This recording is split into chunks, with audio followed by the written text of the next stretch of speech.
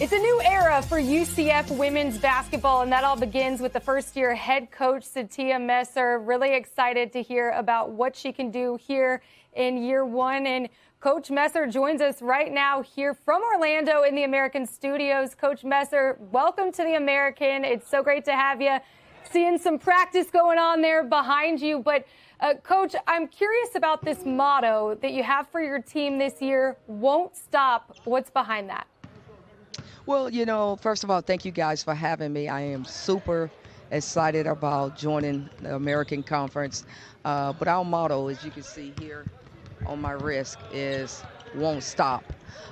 For me, it's we won't stop. As you look around our teams, our goal is to win championships. When you look at the players we're returning and the transfers that we have, we want to build on the foundation that's been set here, and we won't stop. We will do whatever it takes to even enhance that further. So that's won't stop. And on the court, off the court, in the community, everything we need to do to make our program first class. Coach, the media has some questions for you, so we're going to send things over to Tom Fenstermaker with the American, who will field those questions. Great. Thanks, Morgan. Looking forward to it. Thanks, Morgan, and Coach, welcome to the American. Our first question will be from Kyle Nash of the Black and Gold Banneret. Coach Messer, great to see you again. You know, there's been a lot of talk about all the challenges that you're dealing with, rebuilding, with retooling, with recruiting and all of that. What's some of the advantages you might have enjoyed in that situation, though, versus having an established group? Well, I think the advantages is, one, it's an advantage to always have an opportunity to put your own stamp on things. So for me, it's an advantage of my players buying into what we're doing here, and that's standing for character, academics, and basketball. An advantage is being able to recruit now and say eventually, you know, we're going to the Big 12. That's an advantage. And also just UCF. I mean, it's a beautiful campus. It's amazing people here. And so, yeah, we have challenges, but, you know, being at UCF is an advantage within itself. All right, our next question will be from Trace Trotko of Sons of UCF. Coach, good to see you again. How would you describe your style of play? What will we see from your players on the court this season? My style of play is that we want to play positionless basketball.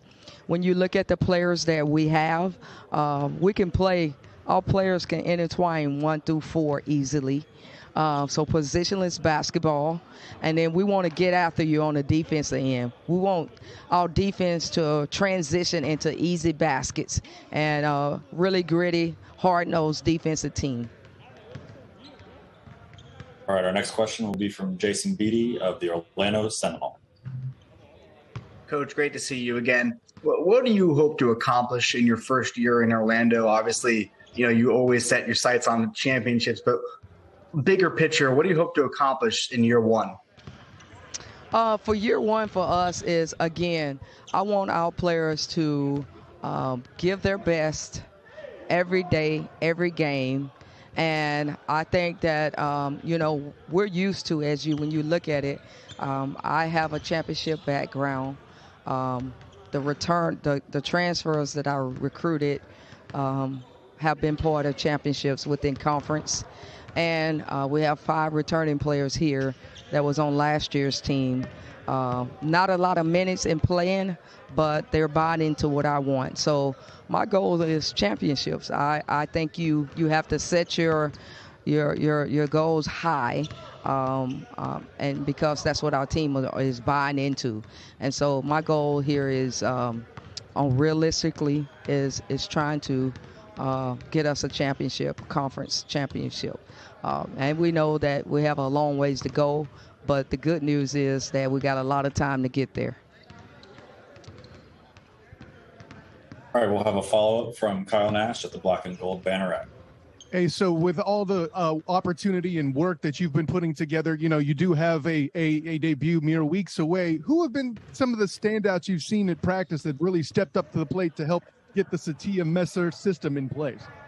Well, that's a great question. Maya Burns is a player that's key. She transferred from Georgia Southern, was a graduate transfer, averaged 11 points last year, and she's really doing a great job in practice. Nay is doing good from Howard. She was MEAC freshman of the year, was on an NCAA team last year, and she's really buying into what we're doing. So remember those two names. Of course, Morgan Wagyu, who is a junior college player.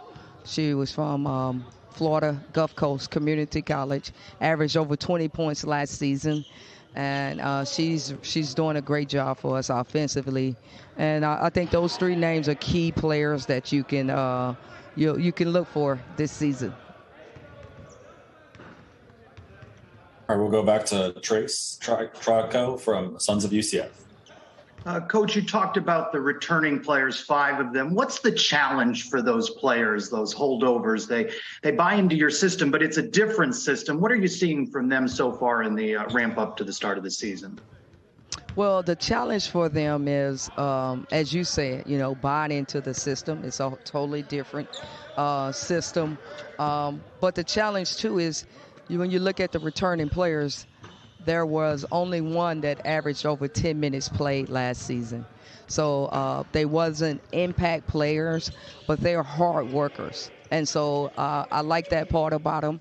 And I think that they're going to get in and do the things we need to get done. So I think the challenge for them is just experience. You have one player that's played significant minutes last season, and that's Destiny Thomas, who led our team last season in rebounding. But again, Destiny wasn't in a role to be an impact offensive player, and we're asking her to do that. So I think that's a challenge within itself. And of course, the 4 other returners just not having played significant minutes, but they have an opportunity now. And it's just, continue to work hard, and hopefully we can work them in and they be able to be impact players in this program. Our final Zoom question will come back from Kyle Nash. So, Coach, you did mention the Big 12 being in the future of UCF. Obviously, this being your first season, you're getting ready for this season. I understand all of that, but how much of this season, how much time have you spent kind of making this a stepping stone from the American to the Big 12, and how much of that is of influence on what you're doing this year? Well, I would say the biggest influence that I've seen immediately is in recruiting. So for this class, I am recruiting Big 12 players. I'm able to walk in and say, hey, listen, you're going to be in a Power 5 conference. And so I think that helps us get the prospects on the phone, and the rest is up to us to finish the deal. So recruiting has been a big impact for us, and we're just, the mindset overall is different, because you have to think about, like, listen, this is Big 12 Power 5, and that's what we're talking to our kids every day about, is that, yes, we've done well, but that there is a higher level too. And so I'm putting that blueprint down now. Hey, Coach Messer, Brooke Weisbrod in the studio. Great to meet you, and welcome to the American. I know you're looking forward to defending that title this season. I wanted to ask about Anzhane Hutton. You mentioned her, a Howard transfer, freshman of the year in the conference, and she's described as an undersized post but a relentless worker. So I know that fits right into your system, but what were the intangibles that you also liked about her? The intangibles is our leadership off the court. She has done a tremendous job of being intentional about building relationships with her coaching staff and with her teammates. That's an intangible that speaks for itself. And she's a go-getter for me.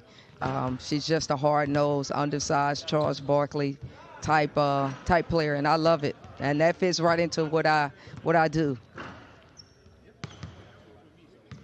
Coach, thank you so much for joining us. Really appreciate the time, and looking forward to seeing here what you can do with the Knights in year 1. Thank you guys so much for having me. Looking forward to seeing you guys soon. comparing Nay Hutton to Charles Barkley. Well, I'm excited to be talking to her. I know Coach Hutton, Hutton said one of the things that attracted her to Coach Messer was that winning reputation. She's one of the few coaches in the nation that has played in a Final Four as a player at Arkansas, and then she coached in one with Baylor. That winning pedigree, what can that really do, sparking some excitement here in her players in year one? It tells you that someone knows how to get there. And so you develop a level of trust maybe that you had even more so from previous coaches, knowing, hey, they've been to the promised land. This woman could get me to the pros. If that's your dream, if you're a Destiny Thomas, if you're a Nay Hutton, someone who wants to play at that next level, you want to have a coach that can take you there. Her passion, her energy, I think we all got excited just listening to her. The best Zoom background of the day belongs to UCF at practice. Very, very creative. And I think that's what it is just knowing that she has that experience to get you there. Baylor, LSU, those are big-time programs. So I'm doing whatever she says. What stood out, Mark, about her presence to you? I'm going to go off script here a little bit. I understand the questions, about the future of UCF and that type of thing, but let's tell the truth, all right? UConn is not a national champion in 2014 without the American. Houston is not a Final Four team, an Elite Eight team without the American. Cincinnati, who broke through all those big money conferences to be a Final Four team in the college football championship, wouldn't be there without the American. The American brings rocket fuel to these programs. This conference has been the best in the country, and I cover everybody, has been the best in the country of serving their members and allowing a platform for national success. That's not an opinion, that's a fact. And I can back it up with 3 bids per year on average since the conference came into play. The conference is 25-22 in all NCAA tournament games. And the last 2 years had one of their members as a Final Four and as an Elite Eight team. I'll even go a step further. Houston will win the national championship in 2023. That's the American. So deal with that part of it as well. Mic drop. Wow, Mark. I mean, that right there could really be. It is so true. I mean, everything that we heard from the commissioner yesterday and his remarks, really powerful, and excited to see what Coach Messer can do here at the American here in year one. I mean, with the high expectations, but we're going to hear from some of her players, though. First, we've got Ashton Verhulst and Anzhane Hutton joining us right now here in the American studios, and curious to hear from the both of you in terms of what you've learned from Coach Messer here so far in her first year at UCF. Me personally, I've learned that we can't stop as a team, regardless on the court, off the court, in the community. We just have to keep pushing. We're all coming from new programs, different coaches. We just got to buy in and do what Coach Messer tells us. I mean, I trust her. She's coming from Big 12, SEC. She knows what she's doing, so. Yeah, I've learned that she teaches us you got to do a lot of the hard things, a lot of things you might not want to do, especially us with a lot of newcomers coming in, a whole new coaching staff. We're really going to have to put in that extra work, that extra time to create team chemistry, and also everyone needs to buy into the system so that we can be as successful as possible. All right, our first question will be from Trace Traco of Sons of UCF. For each of you, describe that system. What's that style of play? What are we going to see when your season begins? We're going to see a lot of pick and roll action, a lot of pick and pop. We have pretty quick guards, so I expect them to get to the basket. We have really good rebounders. We're very fast paced, so going to get up and down the floor. Yeah, like she said, very fast-paced. Coach Messer really loves transition, too. She said she wants to get up on defense, kind of pick up more in, the full court, too. So it's going to be a lot of, transition, fast-paced type stuff. So she loves that. All right, our next question will be from Jason Beatty of the Orlando Sentinel. Hey, Ashton, I'm just wondering, as one of the 4 or 5 returning players to this team, what's been your role this offseason? What's going to be your role for this season? It's kind of funny because I remember coming in as a freshman and everyone having to show me the reins of not only UCF campus, but college basketball in general. And that's kind of been, I think, my role coming in has kind of been showing the new people the reins as far as, I guess campus, but also, under Coach Messer, because we were here a little bit earlier than they were. We got to meet her earlier. So I think that's kind of been my role more as a leader, being more vocal, kind of directing people, because obviously it's going to be hard for us to have team chemistry right away. So just kind of making sure we communicate more is something we've been having to work on. So, yeah. Go next to Kyle Nash of the Black and Gold Banneret. Good to meet you this morning, ladies. Just what the question I have is, you have practices, so you're preparing. You got your first bit of basketball coming up in a few weeks. What's kind of been the message or mantra throughout practice as you guys have been training?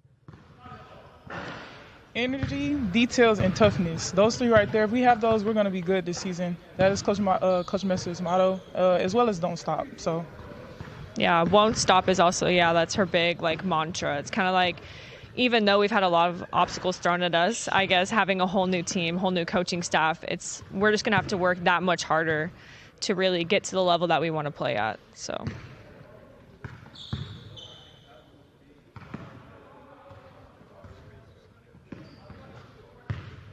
Hey, ladies, how you doing? Brooke Weisbrod in the studio. Great to talk with you. Nay, I would love to just get your take on, leaving a program like Howard where you had so much success, individual success, right? And it seems now that you're coming to a program where you want something, bigger than that. You want some team get to the NCAA tournament. You talked about Coach having that experience, so you trust her. What is it about your personality that gels so well with her in this program? Man, me and Coach Messer just mesh really well. I feel like my energy matches with hers. She's always uplifting, encouraging. Her energy when we get stops on defense or just really good plays, I love that about her. I love how she coaches the team. She never gives up on us. She encourages a lot. I need that from a coach. That plays a big role in confidence, I feel like, with me as well as my teammates. So coming from a very successful program, coming into one as well as a coach that was successful, it's only up from here. Ashton, this is Mark Adams in the studio. Terry English recently passed away, your high school coach. He won 22 state championships, including with you. He was National Coach of the Year in 2021 and an influential person in your life. Reflect back on that relationship, what he has meant to you and to your career today and moving forward. He played a really influential role in my basketball career overall, my passion for basketball. So his recent passing obviously has affected me. I'm very upset about it, but it also inspires me to really go out this season and throughout the rest of my career and just, do everything he taught me to do, really just put my best foot forward and be the player that he knows I can be. So, yeah. We'll go to a follow-up question from Kyle Nash. Earlier we were talking to Coach. She compared you to Charles Barkley. What thoughts do you have about that comparison?